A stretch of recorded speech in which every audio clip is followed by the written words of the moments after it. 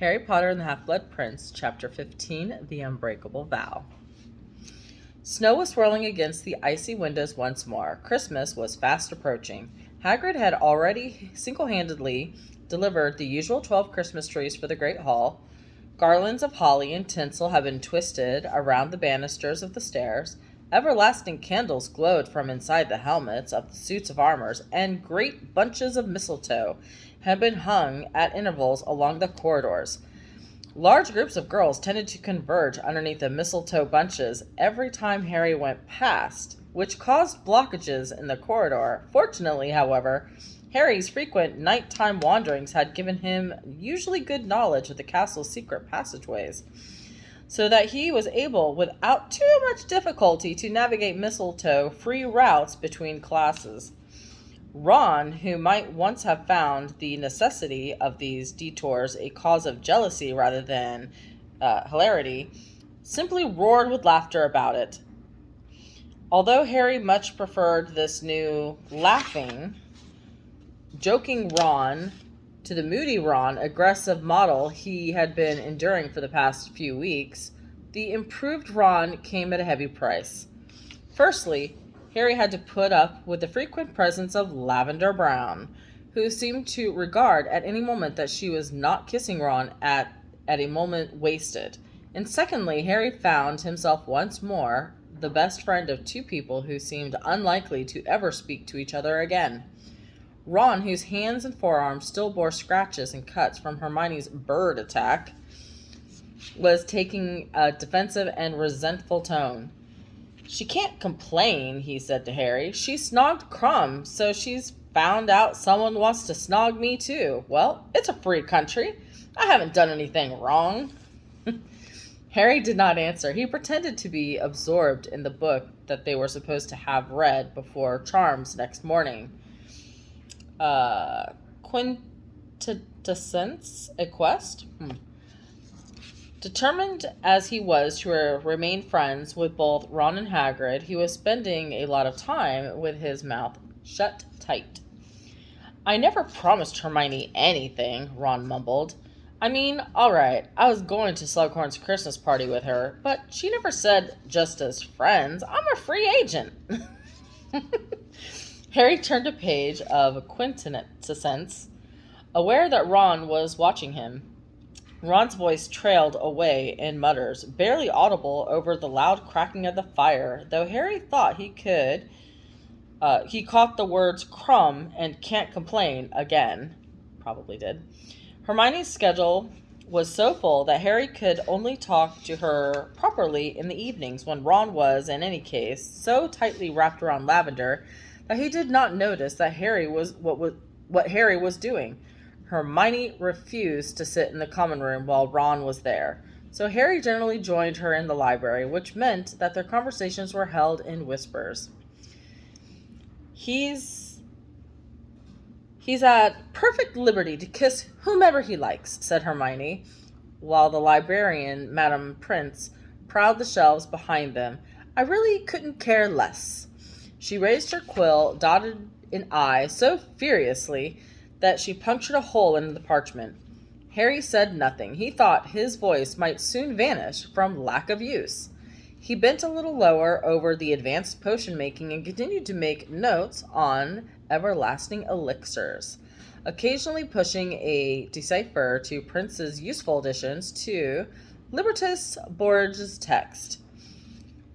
"And incidentally," she said, after a few moments, "you need to be careful."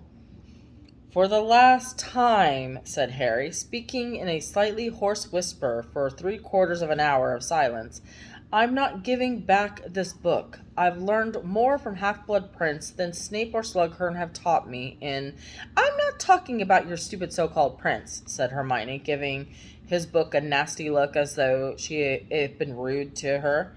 "I'm talking about earlier. I went into the girls' bathroom just before I came in here, and there had been about a dozen girls in there, including Romilda Vane, trying to decide how to slip you a love potion. They're all hoping that you're going to get you to take them to Slughorn's party, and they all seem to have bought Fred and George's love potion, which, I'm afraid to say, probably works." Why didn't you confiscate them all? Harry demanded. It seemed extraordinarily that Hermione's mania for upholding rules could have abandoned her at this crucial juncture. They didn't have the potions with them in the bathroom, said Hermione scornfully. They were just disgusting tactics. And I doubt whether even the half-blood prince, she gave the book another nasty look, could dream up an antidote for a dozen different love potions at once. I'd just invite someone to go with you, and that'll stop all the others thinking that they still got a chance. It's tomorrow night. They're getting desperate. There isn't anyone I want to invite, mumbled Harry, who was still trying not to think about Ginny any more than he could help, despite the fact that she kept cropping up in his dreams in ways that made him devoutly thankful that Ron could not perform legitimacy. Well, just be careful what you drink, because Romilda Vane looked like she meant business, said Hermione grimly. She hitched up a long roll of parchment and on which she was writing her arithmancy essay and continued to scratch away with her quill. Harry watched her with his mind a long way away. Hang on a minute, he said slowly. I thought Filch had banned anything bought from Weasley's Wizard Wheezes. And when has anyone ever paid attention to what Filch had banned? Said Hermione, still concentrating on her essay. But I thought the owls were being searched, so how come these girls are able to bring love potions into school? Fred and George send them disguised as perfumes and cough potions, said Hermione. It's part of their owl order service. You know a lot about it. Hermione gave him kind of a nasty look, and she'd given his copy of Advanced Potion Making. It's all on the back of the bottles they showed Ginny and me in the summer, she said coldly. I don't go around putting potions in people's drinks, or pretending to either, which is just as bad. Yeah, well, never mind that, said Harry quickly. The point is, Filch is being fooled, isn't he? These girls are getting stuff into the schools disguised as something else. So why couldn't Malfoy have brought the necklace into school? Oh, Harry, not again. Come on, why not? Demanded Harry. Look, said Hermione. Secrecy sensors detect jinxes, curses, and concealment charms, don't they? They're used to find dark magic and dark objects. They have picked up a powerful curse like that one on a necklace within seconds. But some things that's just been put into the wrong bottle wouldn't register. Or anyways, love potions aren't dark or dangerous. Easy for you to say, muttered Harry, thinking of Romilda Vane. So it would be down to Filch to realize it wasn't a cough potion, and he's not a very good wizard. I doubt he can tell one potion from... Hermione stopped dead. Harry had heard it too. Somebody had moved close behind them among the dark bookshelves. They waited. For a moment later, the vulture-like countenance of Madame Prince appeared around the corner, her sunken cheeks, her skin like parchment, and her long hooked nose illuminated unflatteringly by a lamp she was carrying. The library is closed, she said. Mind you return anything you have borrowed to the correct... What have you been doing to that book, you depraved boy? It isn't a library's, it's mine, said Harry hastily, snatching his book of advanced potion making off the table as she lunged at it with claw-like hands. Despoiled, she hissed. Desecrated, befouled. It's just a book that's been written on, said Harry, tugging it out of her grip. She looked as though she might have a seizure. Hermione, who hastily packed her things, grabbed Harry by the arm and frog-marched him away. She'll ban you from the library if you're not careful. Why did you have to bring that stupid book? It's not my fault she's barking mad, Hermione. Or do you think she's overheard you being rude about Filch? I've always thought she might have something going on between them. Oh, ha ha.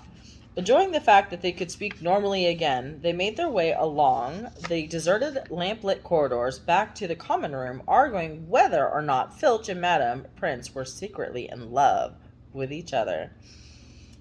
Bubbles, said Harry to the fat lady this being the new festive password. Same to you, said the fat lady with a roguish grin, and she swung forward to admit them. Hi, Harry, said Romilda Vane the moment she had climbed through the portrait hole. Fancy a gillyweed. Hermione gave him a what did I tell you look over her shoulder. No thanks, said Harry quickly. I don't like it much.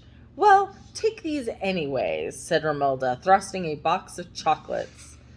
A box into his hands.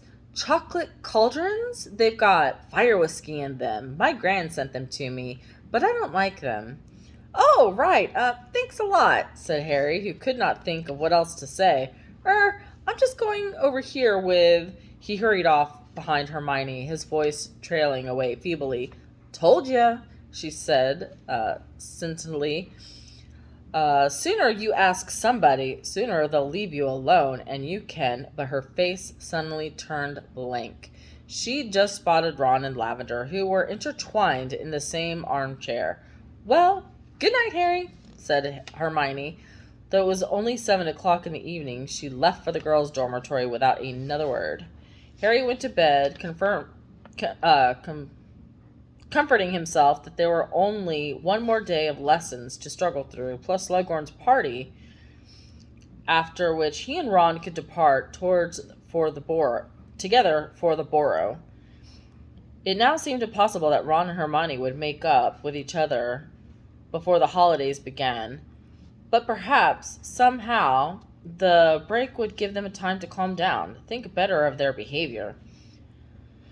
But his hopes were not too high, and they sank still lower after enduring Transfiguration lesson with them both the next day. They had just embarked upon an immensely difficult topic of human transfiguration, working on in front of mirrors, and they were supposed to be changing the color of their own eyebrows. Hermione laughed unkindly when Ron's disastrous first attempt, during which he somehow managed to give himself a spectacular handlebar mustache, Ron retaliated by doing a cruel but accurate impression of Hermione jumping up and down in her seat every time Professor McGonagall asked a question, which Lavender and Parvati found deeply amusing, and which reduced Hermione to the verge of tears again. She raced out of the classroom on the bell, leaving half her things behind. Harry decided that her need was greater than Ron's just now, scooped up her remaining possessions, and followed her. He finally tracked her down as she emerged from the girls' bathroom on the floor below. She was occupied by Luna Lovegood, who was patting her vaguely on her back. "Oh, hello, Harry," said Luna. "Did you know one of your eyebrows is bright yellow?" "Hi, Luna. Hermione, you left your stuff." He held out her books. "Oh, yes," said Hermione in a choked voice, taking her things and turning away quickly to hide the fact that she was wiping her eyes on her pencil case. "Thank you, Harry. Well, I better get going." And she hurried off without giving Harry any time to offer words of comfort, though admittedly he could not think of any. "She's a bit upset, Luna," said Luna. "I thought at first it was Moaning Myrtle in there, but it turned out to be Hermione. She said something about Ron Weasley?" "Yeah, they had a row," said Harry. "He says very funny things sometimes, doesn't he?" said Luna, as she set off down the corridor together. "But he can be a bit unkind. I noticed that last year." "I suppose," said Harry. Luna was demonstrating her unusual knack of speaking uncomfortable truths. He had never met anyone quite like her. "So, have you had a good term?" "Oh, yes, it's been all right," said Luna. "A bit lonely without the DA. Ginny's been nice, though. She stopped to... Oh, sorry. "Oh, it's been nice, all right," said Luna. "A bit lonely without DA. Ginny's been nice, though. She stopped 2 boys in our transfiguration class, calling me loony the other day. How would you like to come to Slughorn's party with me tonight?" The words were out of Harry's mouth before he could stop them. he heard himself say, as though he was a stranger, as if it were a stranger speaking. Luna turned her protuberant eyes among him in surprise. Slughorn's party? With you? Yeah, said Harry. You're supposed to bring guests, so I thought I might he was keen to make his intentions perfectly clear. Just as friends, you know. But if you don't want to... He was already half hoping she didn't want to. Oh, no, I'd love to go with you as friends, said Luna, beaming as he could never seen her beam before. Nobody's ever asked me to a party before as a friend. Is that what you're dyeing your eyebrow for the party? Should I do mine too? No, said Harry firmly. That was a mistake. I'll get Hermione to put it right for me. So, I'll meet you in the entrance hall at 8 o'clock then? Aha! Screamed a voice from overhead, and both of them jumped, unnoticed by either of them, that they had just passed right underneath Peeves, who was hanging upside down from a chandelier and grinning maliciously at them. Potty asked Loony to go to the party. Party loves Loony. Party loves Loony. And he zoomed away, crackling and shrieking. Potty loves Loony. Nice to keep things private, said Harry. And sure enough, in no time, the whole school seemed to know that Harry Potter was taking Luna Lovegood to Slughorn's party. You could have taken anyone, said Ron in disbelief over dinner. Anyone! And you chose Loony Lovegood? Don't call her that, Ron, snapped Ginny, pausing behind Harry on her way to join friends. I'm really glad you're taking her. Harry, she's so excited. And she moved on down the table to sit with Dean. Harry tried to feel pleased that Ginny was glad he was taking Luna to the party, but he couldn't quite manage it. A long way along the table, Hermione was sitting alone, playing with her stew. Harry noticed Ron looking at her furtively. You could say sorry, suggested Harry bluntly. What? And get attacked by another flock of canaries? Muttered Ron. What did you have to imitate her for? She laughed at my mustache. So did I. It was the stupidest thing I've ever seen. But Ron did not seem to have heard. Lavender had just arrived with Parvati. Squeezing herself in between Harry and Ron, Lavender flung her arms around Ron's neck. Hi, Ron, said Parvati, who, like him, looked faintly embarrassed and bored by the behavior of their two friends. Oh, she said hi, Harry, not hi, Ron. Sorry, guys. Hi, said Harry. How are you? You're staying at Hogwarts, then? I heard your parents wanted you to leave. I managed to talk them out of it for the time being, said Parvati. That Katie thing really freaked them out, but there hasn't been anything since. Oh, hi, Hermione. Parvati positively beamed. Harry could tell that she was feeling guilty for having laughed at Hermione in Transfiguration.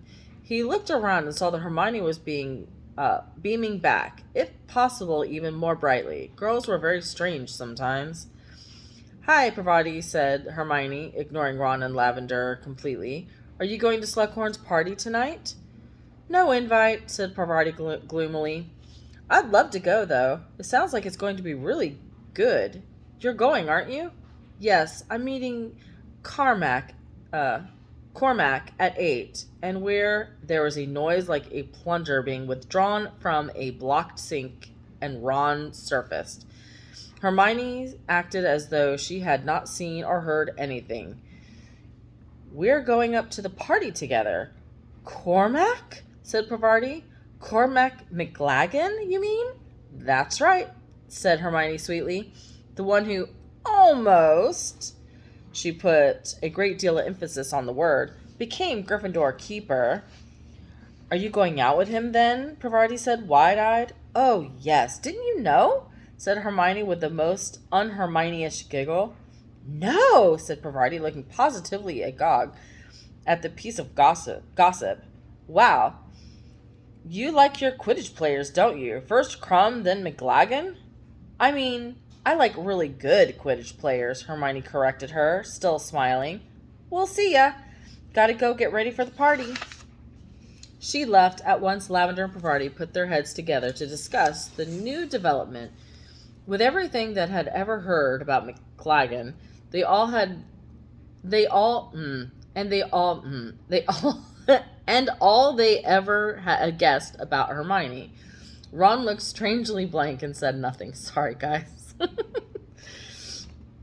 Ron looked strangely blank at nothing. Harry was left to ponder in silence, the depths of which girls would sink to get revenge.